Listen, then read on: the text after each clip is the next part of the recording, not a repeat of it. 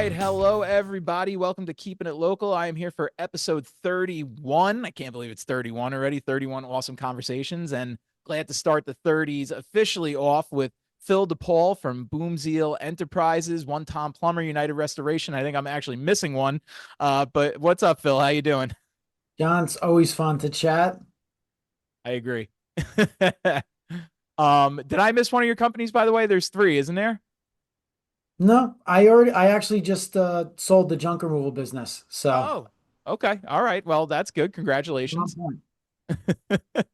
I hope that was a good sale for you.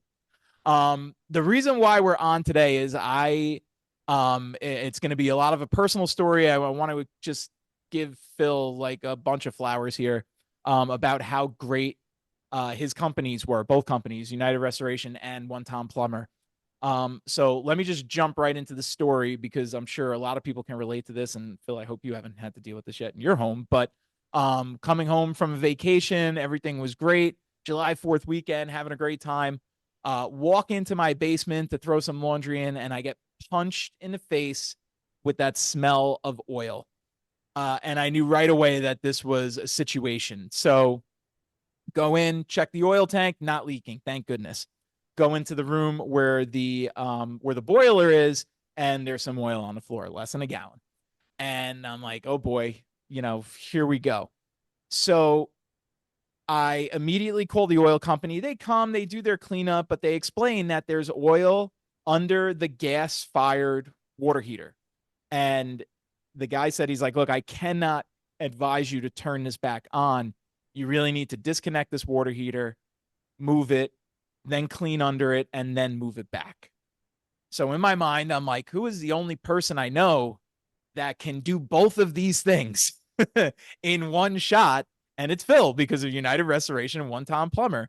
So thankfully, because Phil is so gracious, and we've done a few podcasts actually now. I think this is our third one. Sure. I was able. You're not always able to text a CEO, which was a benefit. But Phil, within a few hours on a Sunday, I texted him out of nowhere. Within a few hours, Phil had the plumber lined up to disconnect the tank. He had United Restoration to come and make sure that the oil was cleaned up. And within 24 hours, this entire ordeal was taken care of. I didn't have to worry about it anymore. Everything was reconnected. And there were so many great things that happened, but we'll start with customer service first. So, um, once I spoke to Phil, he kind of moved it over to his team, and I started speaking with Jen, and then the folks that came from United. Now I can't remember his name, um, whoever it was, but every single person that came to my house treated me like I was the most important person in the world. And it stuck with me because as someone who's a real estate agent and always wants to provide great service and listen to their clients and do everything he can for them, I immediately felt like these people who came to my house from United and One Tom Plumber were so focused on making sure that I was okay, letting me know that the situation was going to be okay, educating me on everything that was going to happen. There was nothing that was in the dark, and reassuring me that they were going to take care of this. So, Phil, how do you do it? Well, first, can I say thank you? I mean, that was those are very kind I'm the words. one who's saying thank you. Thank you. So I don't think it's in the how, I think it's in the who. So when you start shouting out team members and what they bring, I guess one thing I want to point out is, yes, John, you're a VIP. You're a VIP to me. And when a lead, we'll call it a lead, right? There's a lead is a loss, is a problem, is a leak. When an opportunity comes in, an opportunity to help comes in, and it comes through me, does everybody on my team stand up straight and pay attention? Sure, they do. But what I remind them is I go, this is John, this is a situation. He's a VIP, just like every one of our other clients. And when everybody gets in a tizzy about, oh man, what should I do? It's like you do the same thing that you always do. The playbook doesn't change. It's just know that if anything, I'm just going to have a little closer look on it. And if, it's kind of like, do you play better in the playoffs or in the preseason? Hmm. And John, you had like it was at least a conference championship level situation at your house. It was a solid one. You needed the 1-2 punch of One Tom Plumber and United Water Restoration. So really, thank you for the kudos, but thank you for the opportunity for me to see yet again what it should look like when our teams collaborate and we come together to solve a problem. Because you had a twofold issue. You had oil that had to be remediated. You had the odor related to the oil that just starts to fume up inside of your home, and then you had the cause of the leak and the plumbing related side of, all right, let's straighten this out so it's no longer an issue. So really, you teed us up a good, juicy problem to solve, and I thank you. Yeah, you reminding me. I was like, yeah, we probably were communicating over a weekend, and I think we came right out as soon as you wanted us to, which is important to us. So Yeah. emergency response and working around the client's schedule, their needs and their pain points is really important. And then not just doing the thing, but also making sure that it's, for lack of a better word, experiential, that it's sensitive to the fact that this is it's trauma, and I, especially in restoration, I always use this word because we can judge, right? We can put on a scale trauma. This is a big trauma. This is a small trauma. Like trauma is trauma, shock and stress and the unknown. So when someone's in that situation, it's important for a contractor who specializes in these things and sees this stuff all the time to not forget that, hey, we may see stuff like this every day. But to our client, it's the first time, Right. or it only happens once in a blue moon. And Mhm. you presented us with a situation, and that's just a situation for us to do what we do best. So when we delivered upon the promise that we make to the marketplace, I'm reassured. I I don't want to say I'm surprised because I have high standards, and across the board, my team holds themselves to a high level of accountability to make you feel the way that you've been so kind to share those feelings. Um, it's why I got into these businesses in the first place because I know that nobody calls a plumber or a restorer because they want to. It's true. It's Yes. generally not your best day when your phone is dialing one of our numbers. So Mhm. I take that with a lot of pride to step up and for us to shine in those moments. So I really am validated in your experience. I would venture to say that even though I was a VIP coming from you, I'm sure it holds more weight because you are in charge. So yeah, I could see that, right? The back straightening. But I would also imagine that for the most part, just like the personalities and the way you could see that there was a process by the way they went about everything and the way they explained everything. That I feel like there's a lot of training involved. So is this are you like hands-on training to the point step by step, or are you delivering to them the attitude that you want them to emulate when they're going to customers, or is it a combination of both? I wish I could say that we had more of a true blue sort of hands-on boot camp training style. What I Mm-hmm. could tell you is that that takes shape more and more over time as we evolve and we mature, because ultimately that's what happens to a business. It should evolve. It should always change. It should evolve, meaning, get bigger, get stronger, sometimes get faster. And that maturity process, I think, looks and feels different. It also speaks to the caliber of the people who stay with the team and those who come and go. And training is near and dear to my heart, but I feel like no matter how much we do, we're never going to do enough of it, especially in the technical, tactical work. But I'll tell you one thing that we've really focused on is our soft skills. And as an organization, we've paid extra focus, if I just generalize over the past year or so, where I think that because I'm a big why guy. So why meaning like why am I here? What am I doing? Why am I in this business? Why am I in that? Why did I, try to bite off more than I could chew? And ultimately in a business, it's like, well, why does the marketplace want or need you? So, and I think want is a better word in this scenario, much like we alluded to earlier. There are needs and wants, and people call plumbers and restorers because they need to. But what if they actually want to call you amongst all the others? And Mm-hmm. to me, the thing that helps a brand stick out is why do you exist? Like, kind of, how do you connect relate to the hearts and the minds of the consumers who eventually might seek your services. And I try to channel that through in my own way of so my team can understand it and internalize it. And internalization only happens over time. So maybe that's a sign that I've been repetitive, redundant enough with the messaging that it's not about what we do. Like we're not just the company who does the thing. And I'll call commoditized businesses, I'll just refer to them as bananas often. It's like we're just another banana on the shelf. But why does Mhm. someone want our banana? Right. And that's really where brand comes in. And what I like to say is that our people are our product. So if our people are our product, then we shouldn't focus less on what we do and being great at it, quality standards, but be you, be authentic. And if and I say this to team members, that it's essential that you show up in authenticity every day and that you feel aligned with us as an organization. Mhm. Because I always come back to our core values.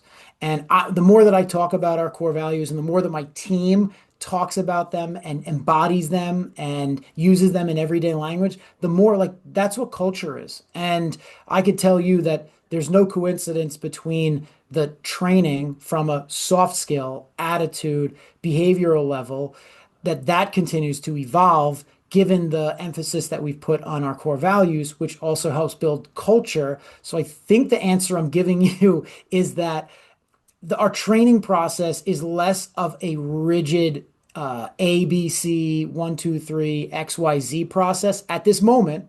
I'll tell you what, it's getting better. We have some really fine people that are working on our learning management system and building that out more and more. But the thing I'm proudest of is the cultural enrichment program and efforts that we've taken. I think that it helps remind people of why they're here versus somewhere else, why they're doing and playing the position that they are instead of doing something else. So that's what I think training looks like right here, right now in our organizations. And hopefully it continues to produce the feelings that we want in our clients. Those happy emojis, not those red faces with the expletives coming out of their mouths.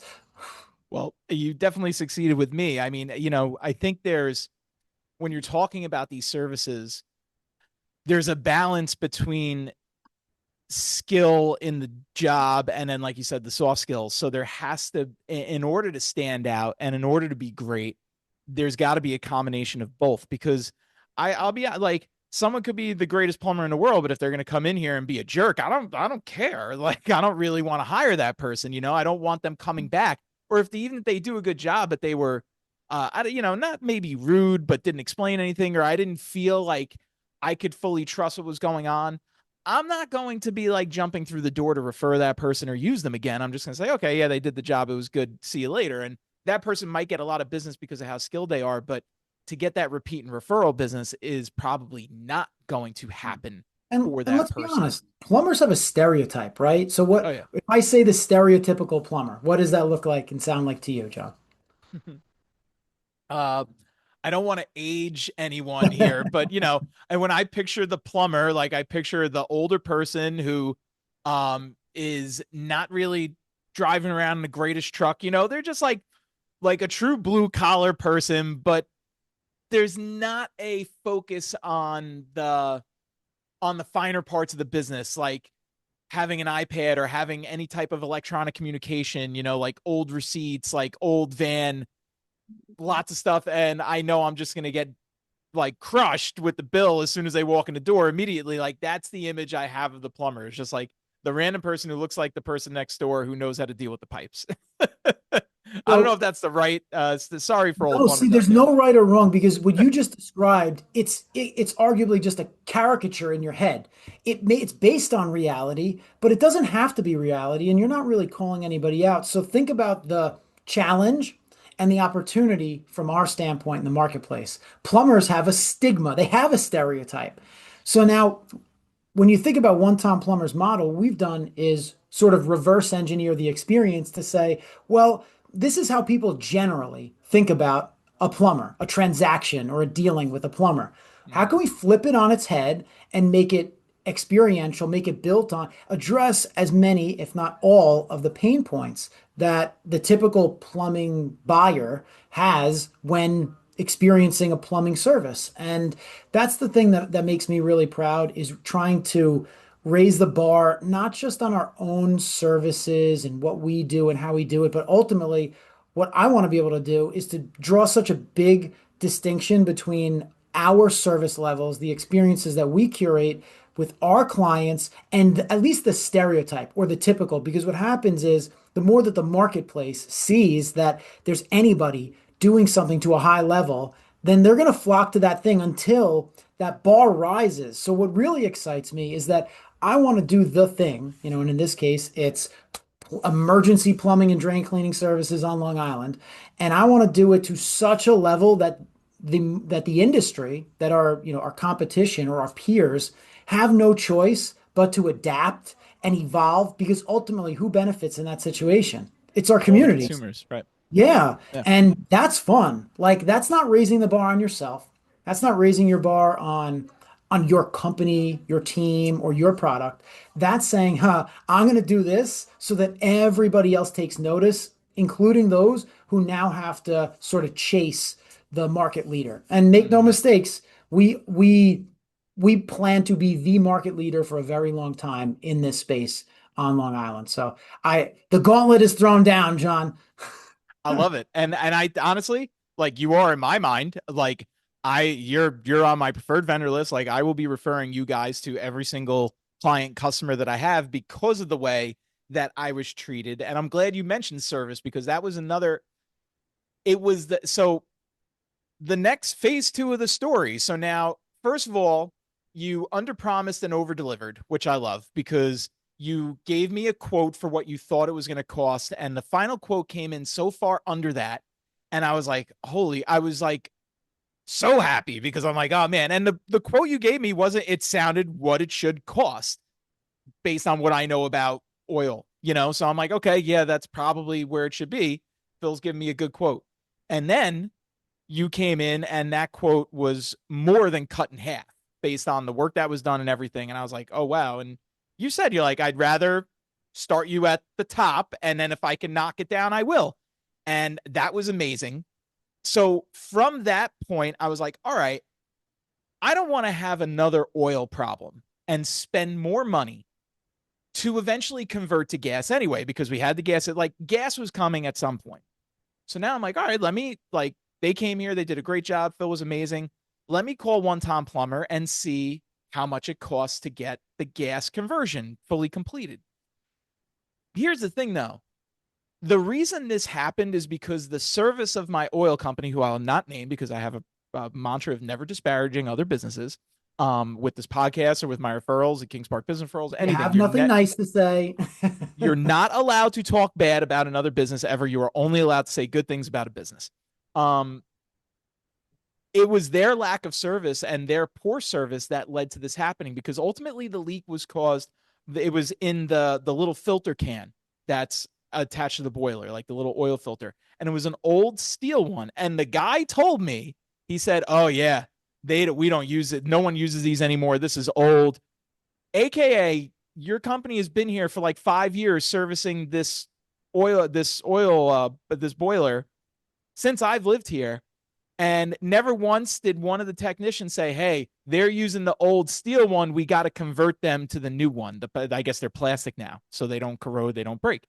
They don't get little tiny pinholes in it that lead to oil leaks. If they had done that, I wouldn't be converted to gas right now. I wouldn't have called One Tom Plumber and United Restoration to clean up a gas leak, and I wouldn't have switched to gas right now. It just wouldn't have happened. So their lack of service, their poor service for Mhm. their not doing the right thing by their customers led to a whole lot of service being taken care of by United Restoration and then One Tom Plumber. And I was happy to do that because it was like, oh, this is great. Again, and the quote was very similar to a quote I got 2 years ago to do the gas. So I was like, okay, even with prices rising and all these things, like the quote was good, everything was good, and then the customer service was exceptional. I had, I think it was Jen from One Time. We can give her a shout out, calling me, answering every single question via email because I had several. um, guided me through the process. We did some of the payment stuff that they have, like the deferred payments and everything. Yep. Yeah, we have some Um, packages. Yeah. the financing packages. Yes, thank you. Mhm. Jen walked me through everything. Like, never got it. At least I couldn't tell. Never got annoyed with me. And then when the job was done, I got follow up calls. How's everything going? I got a guarantee for a year, as long as we don't do anything stupid. If part of the service is not working within a year, One Tom's going to come. It's like all the things that I want, because I know that the investment I just made is secured, and that's an important thing. Especially, conversion's not a cheap fix. That's it's an expensive project. It's a capital improvement. But knowing that it was done, that all my questions were answered, that the same level of service when the guys came, they did a phenomenal job again, treated me like I was the king, VIP, explained everything to me, like full confidence, don't worry about anything. Like, it was just it was the same exact experience I had a month earlier with my problem. Now I'm getting an even better solution.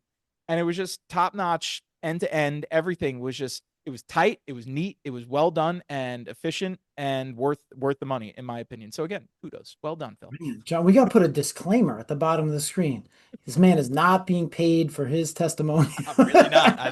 I am not being paid, but I'm that type of person where, like, when someone I feel like is doing right by me, I want to do right by them and shout from the rooftops about how great everything is, because this is what people want. As far as I know, if you're the type of person that just wants the cheapest bang for your buck and you don't know what you're not getting the best service, then you more than happily have that opportunity. I want I want quality in both directions. I want quality in price, I want quality in product, I want quality in service. And you guys check all three, check plus.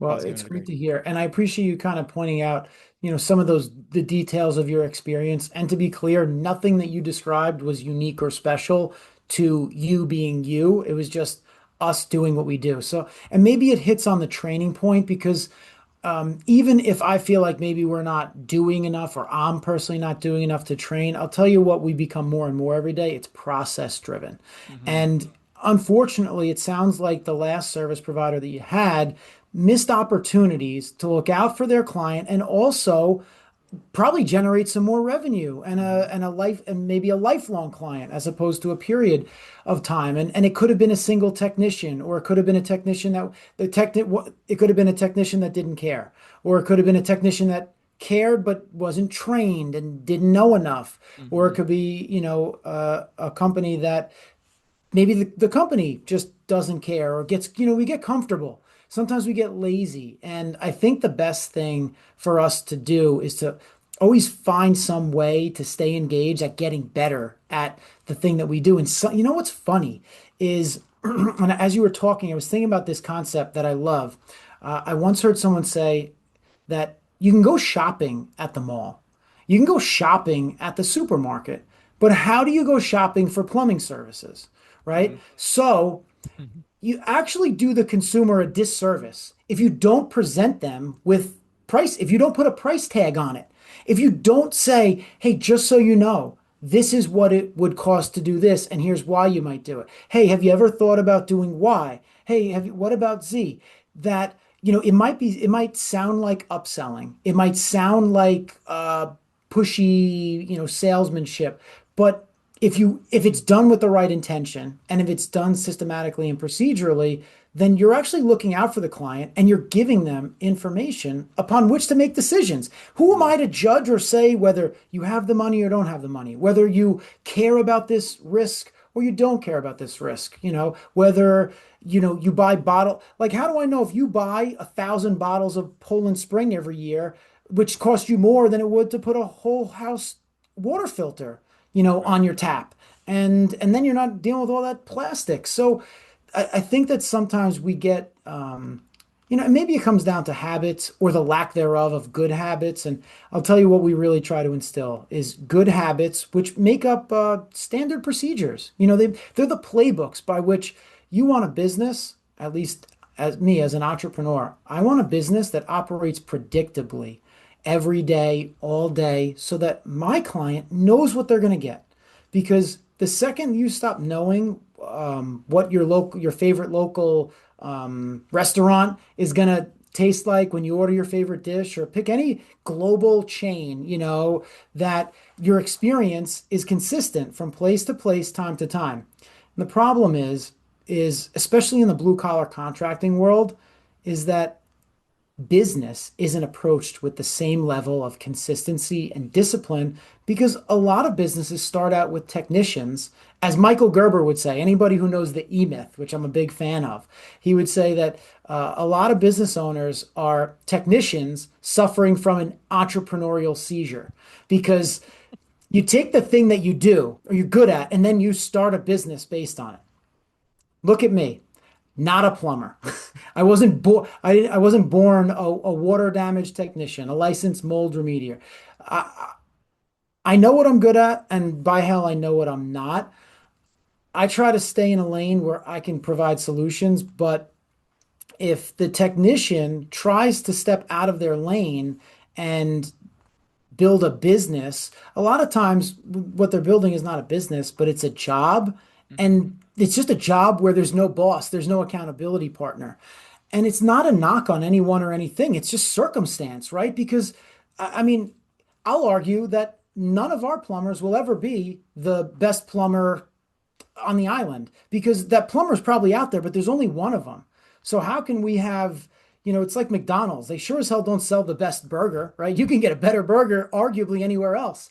But man, oh man, no one can deliver the burger with the price and the speed and the experience and the Happy Meal and it's a feeling, right? Hmm. It's certainty of knowing what you're going to get. And I think that especially being a franchisee of two brands, is that if you're process driven and you're focused on how the client experiences you, what they might be thinking about, you have to really put yourself in their perspective to try to make a process and a service that is what you would want in Hmm. if you were in the same situation, through this role reversal. So if anything, that's what I try to do more and more, better and better over time, because otherwise, while you're doing the thing, I mean, in theory, you can make a dollar doing just about anything. So if you're going to do something, try to do it to the best of your ability. Try to be best in class. Try to raise the bar on what's on your potential, on the potential of a trade, of a skill. And man, I've seen you in the classroom. I see how hard you work for the client, for your clients, which are your students, Yeah. and I love it. You want to have an infectious passion for whatever you do, but passion alone isn't going to be enough, right? I mean, in the classroom, you got a curriculum. You got to stick to the Yeah. playbook, You and got to and that's what deliver we at try some to point. do. Like, go ahead. Sorry. No, I mean that was it's just like, I guess that was the end of my rambling thought of just being consistent, saying what you're going to do and then doing it at least to that level, Mhm. at a minimum. So you use the under promise and over deliver. So that's something I've lived by for 25 years, since probably the first time I heard it. It's like, yeah, because I don't want to be the opposite, right? Mhm. And I think about that as my personal brand, my personal reputation. I don't want to be someone who doesn't do what they say they're going to do. I want to be known as always going above and beyond. And I only want to build companies and teams that do the same thing. Otherwise, it's not worth doing. So you give us some validation, a little pat on the back that we're doing the right thing in the right direction, but we are not going to rest on our heels. I think there's always room for growth and improvement. So I applaud your ability to share, because feedback. Oh, I don't know what that was. One of the things that some didn't sound good. Uh, one of the things that, oh shit, it just took me off my train of thought. Um, Um, you were talking about feedback. no, you said you got a call after your service, right? So Yes. feedback. So that's something that we didn't always do, was that post-service follow-up call. And I said, no, why not? Why wouldn't we? What we So were just important. there. I don't want to, I'm not like leaving a job, crossing our fingers and be like, I hope we didn't screw that thing up. Hmm. I hope they're happy, Yep. because, you never know. And if we don't do that follow-up and we don't engineer that as a standard part of our process, then we're leaving touch points and check-ins you know, we're missing this opportunity to continue to go deeper and make sure that we did what we said we were going to do, that the client is happy. And that's an example of, I guess, one of those procedures and processes at play. That call is so important. And just, I'll share with you. So my father-in-law has a very successful dental implant business in Rockville Center. Um, been there over 30 years, like, and he has a phenomenal business.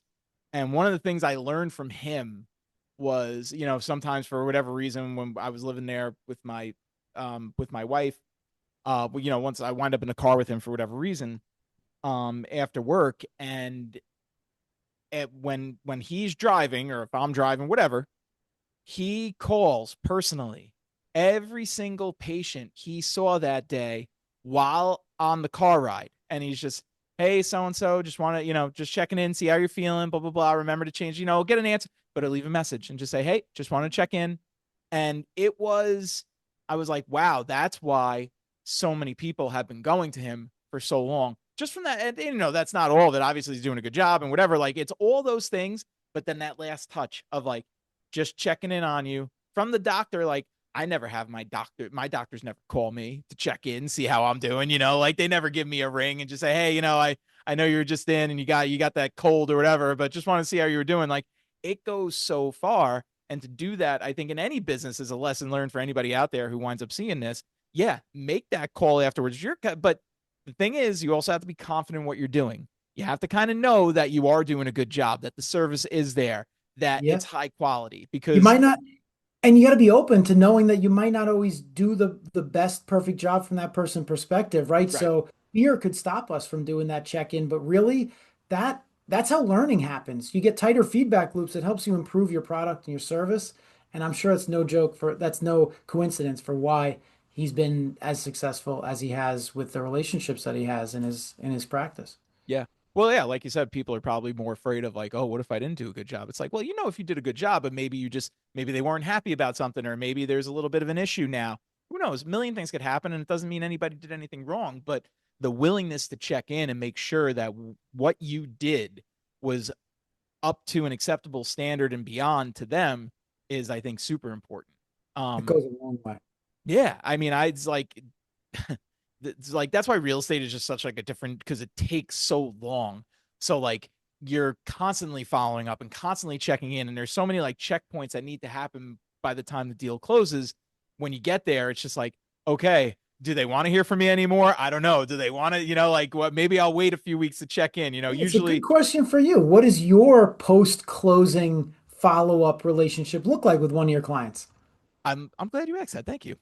So I've recently added to that. So now, like, when I have a buyer client, like first time buyer, first time home buyer, um, about a few days after the closing, we will do like a post close Zoom. And it depends on, some clients don't like to Zoom, so I won't Zoom. I'll just like send them stuff in text. But Mhm. usually what I like to do is we do a Zoom where we go over, number one, how to apply for the star tax Mhm. discount.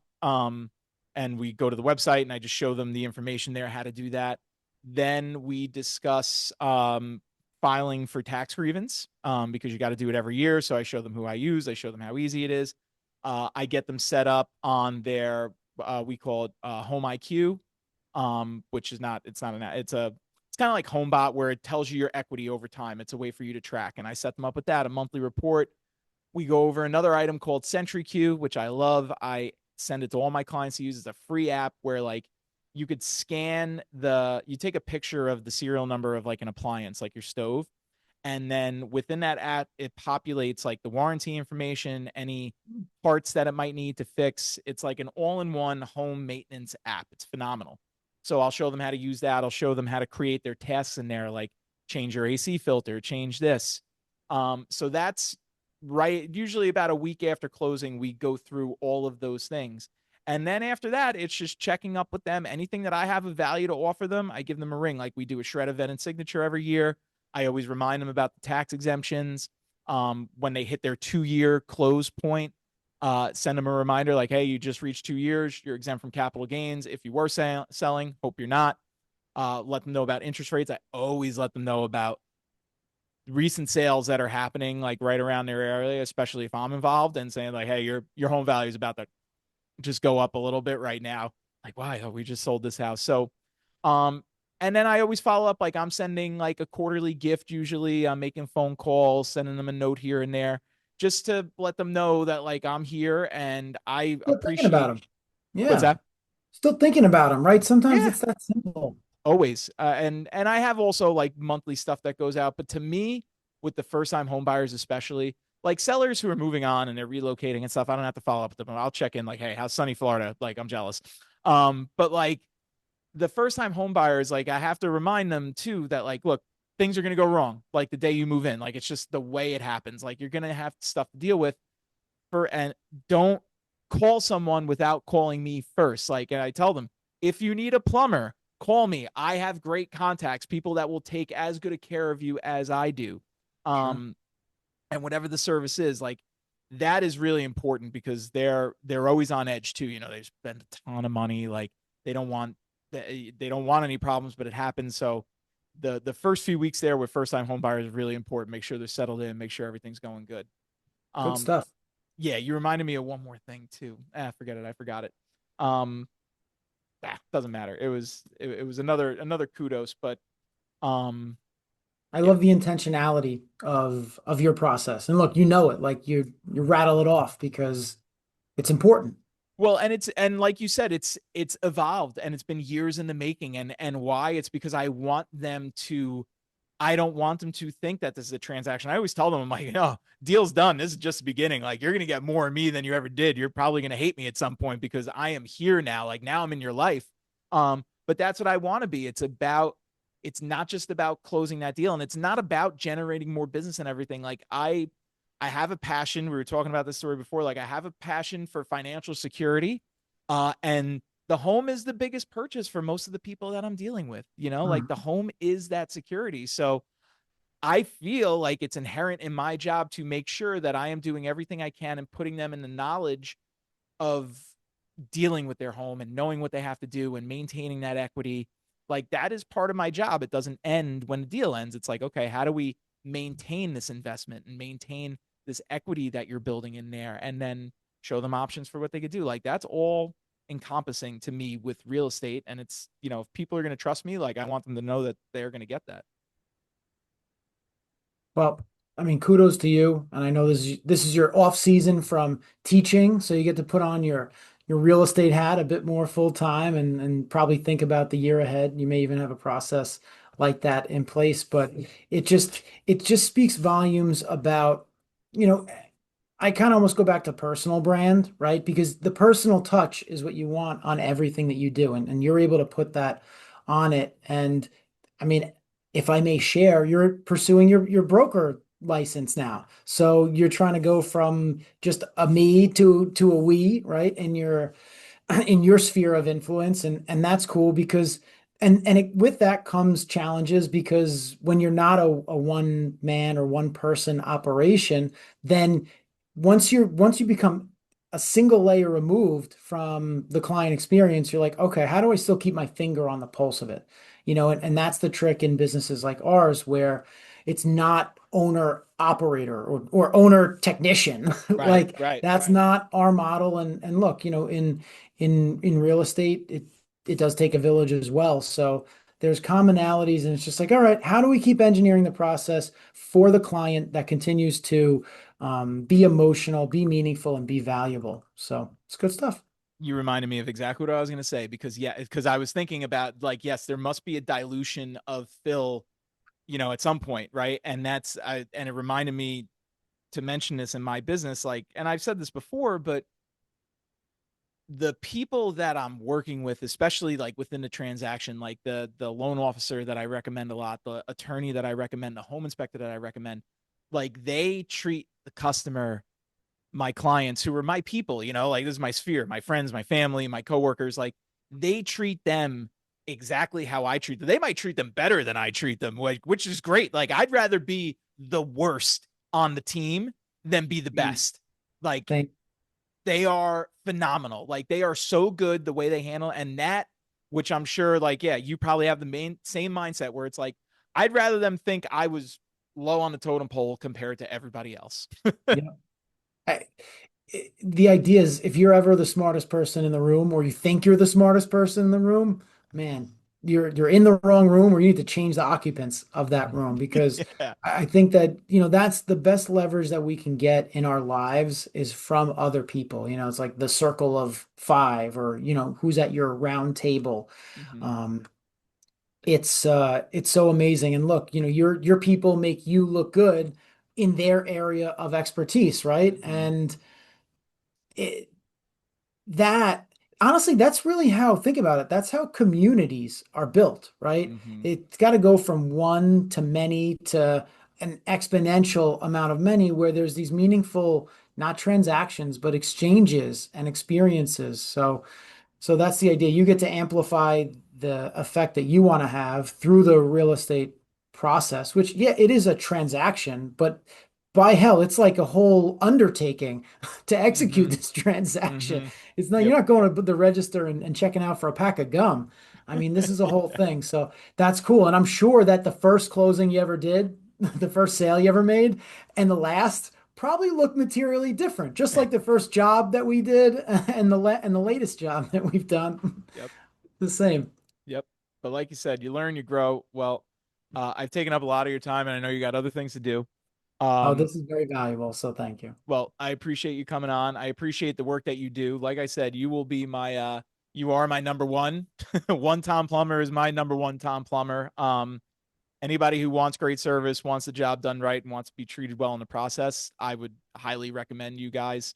Um, you're doing a great job. Keep it up. I love what you're doing. I love watching it. I love the videos on social media. Like I love the product that's coming out, and I'm a fan. Well, listen, you're doing a great job too, John, and I love that we are connected and that good things are happening. So we'll keep the dialogue going and hopefully add some value to any viewers and the communities that we both serve. Yes, sir. All right, Phil, thanks for coming on. Episode 31. That's a wrap.